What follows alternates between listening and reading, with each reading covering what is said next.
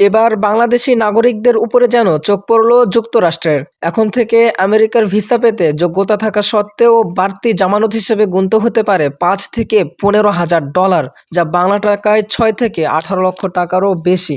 মার্কিন পররাষ্ট্র দপ্তর সম্প্রতি তাদের ভিসা নীতিতে একটি নতুন তালিকা হালনাগাদ করেছে। সেই তালিকায় এবার যুক্ত হয়েছে বাংলাদেশের নাম। এর ফলে বাংলাদেশি নাগরিকদের যুক্তরাষ্ট্রের নন ইমিগ্রেন্ট ভিসার ক্ষেত্রে নতুন একটি শর্তের মুখে পড়তে হতে পারে, যার নাম ভিসা বন্ড। নতুন এই নিয়ম অনুযায়ী ভিসার জন্য যোগ্য হলেও কনসুলার অফিসার চাইলে আবেদনকারীর কাছে ৫,০০০ থেকে সর্বোচ্চ $১৫,০০০ পর্যন্ত জামানত চাইতে পারবেন।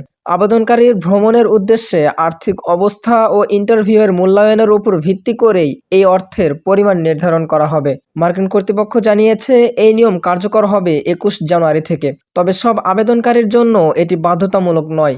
শুধুমাত্র প্রয়োজন মনে করলে ভিসা কর্মকর্তা এই শর্ত আরোপ করতে পারবেন। এই জামানতের অর্থ যুক্তরাষ্ট্র সরকারের নির্ধারিত অনলাইন সিস্টেমের মাধ্যমে জমা দিতে হবে। তবে নির্দেশনা না পাওয়া পর্যন্ত কোনো অর্থ জমা না দেওয়ার পরামর্শ দেওয়া হয়েছে।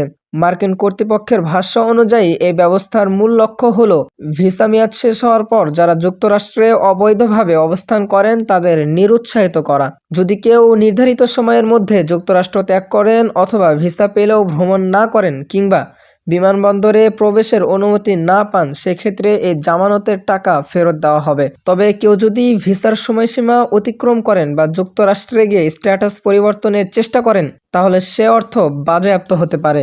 এ বন্ডের আওতায় থাকা যাত্রীরা যুক্তরাষ্ট্রে প্রবেশ করতে পারবেন শুধুমাত্র নির্দিষ্ট কয়েকটি বিমানবন্দর দিয়ে। সব মিলিয়ে এই নতুন সিদ্ধান্তের ফলে বাংলাদেশিদের জন্য যুক্তরাষ্ট্র ভ্রমণ আরও ব্যয়বহুল ও কঠিন হয়ে যেতে পারে। এ বিষয়ে বিস্তারিত নির্দেশনা জানতে ভিসা আবেদনকারীদের সংশ্লিষ্ট দূতাবাসের তথ্য অনুসরণ করার পরামর্শ দেওয়া হচ্ছে।